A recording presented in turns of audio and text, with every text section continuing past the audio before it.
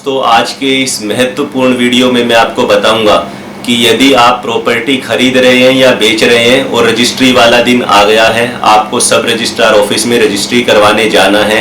सारी बातें शर्तें लगभग तय हो चुकी हैं, सब कुछ ईश्वर की कृपा से, ऊपर वाले की दया से ठीक चल रहा है। तो अब आपको क्या सावधानी रखनी चाहिए कि प्रॉपर्टी रजिस्ट्रेशन वाले दिन आप कुछ गलतियां ना करें, क्योंकि उस दिन आदमी थोड़ा हक्का बक्का सा होता है।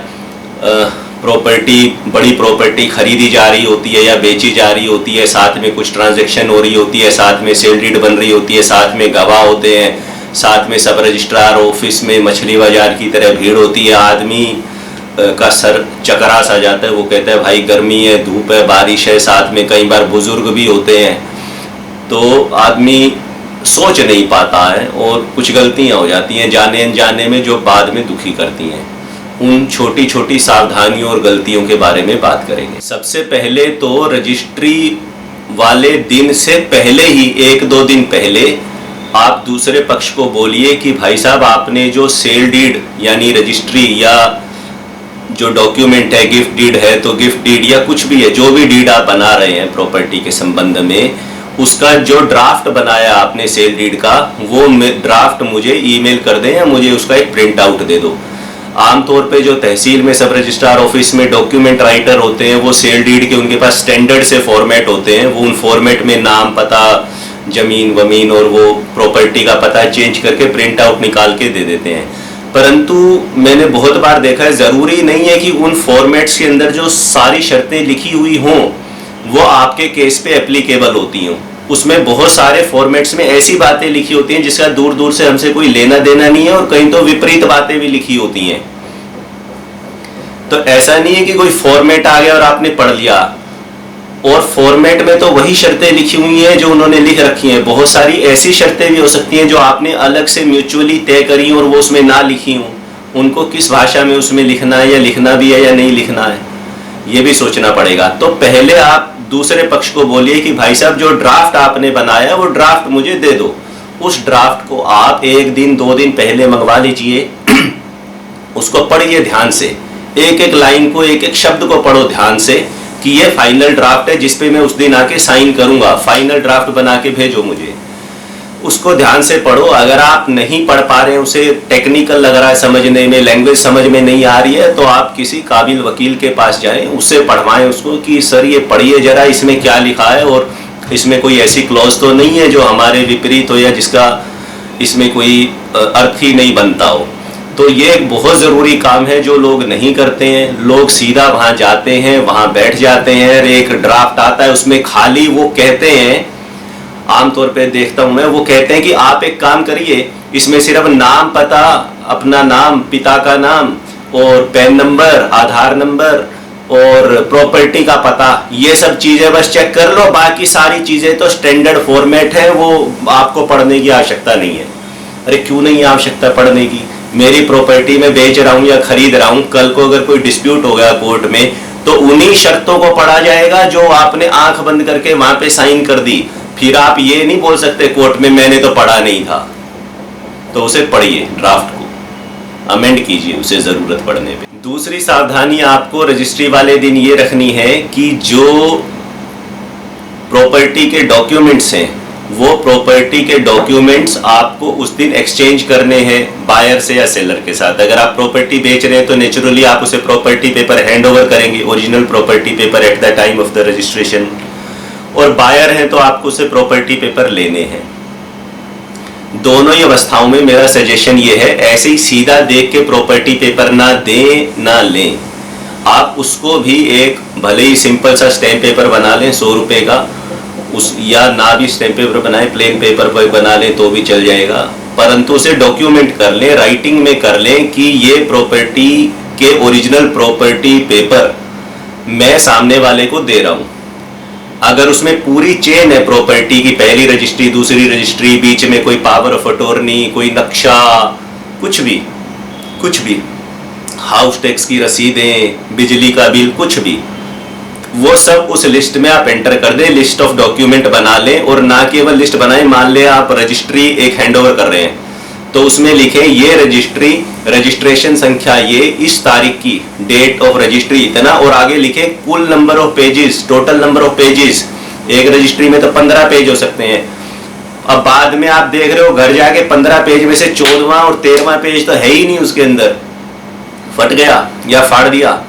तो नंबर ऑफ पेज भी आपको चेक करने हैं भाई साहब। ये एक बहुमूल्य चीज है, आप उसे आंख बंद करके मत एग्जीक्यूट करिए। लाखों करोड़ों की महंगी प्रॉपर्टी होती है, आदमी 5-5 रुपए इकट्ठे करके लाख रुपए इकट्ठा करता है मेहनत कर करके।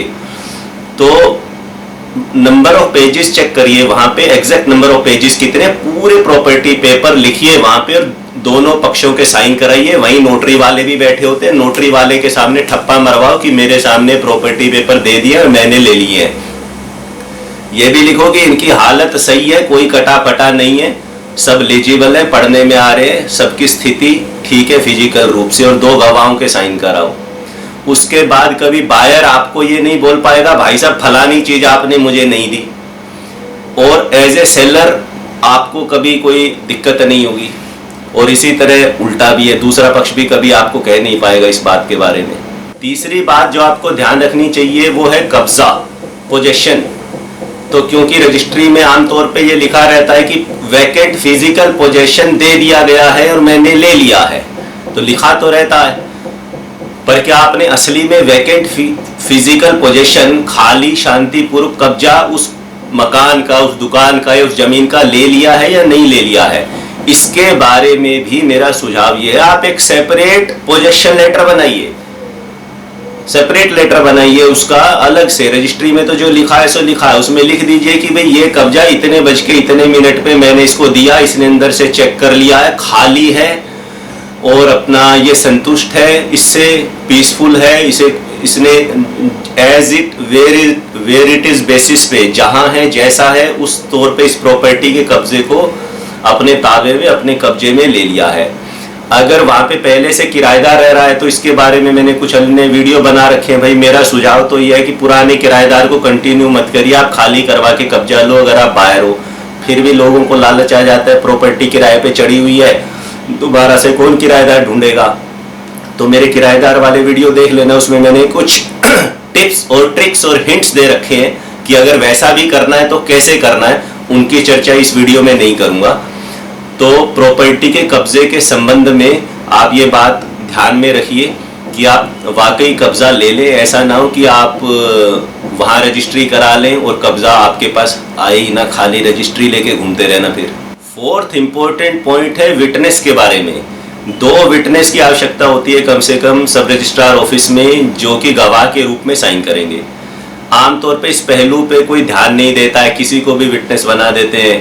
कई बार तो वहीं पे 500 रुपए 100 रुपए में लड़के मिल जाते हैं, घूमते हुए वो विटनेस बन जाते हैं। वो कभी जिंदगी में आपको दोबारा मिलेंगे ही नहीं अगर कभी जरूरत पड़ गई कोर्ट में। तो विटनेस ऐसा होना चाहिए जो कल को अगर कोई डिस्प्यूट हो जाए किसी बात पे तो कोर्ट में उसे गवाही देने के लिए आना पड़ेगा, वो आ सके और आपके फेवर में गवाही भी दे सके। तो क्योंकि ये वीडियो मैं बायर और सेलर दोनों के लिए बना रहा हूँ, बैलेंस तौर पे बना रहा हूँ, एक संतुलित तरीके से मैं वीडियो बना रहा हूँ कि किसी का भी नुकसान ना होना, बायर का सेलर का, क्योंकि सास भी कभी बहू थी, बायर भी कभी सेलर था, सेलर भी कभी बायर था। तो आप दोनों को एक एक पर्सनल विटनेस लेके जाना चाहिए जो कि आपके फेवर में जरूरत पड़ने पे कोर्ट में गवाही दे सके, बजाय कि अनजान लोगों के बिल्कुल ही जो कभी मिलेंगे ही नहीं आपको।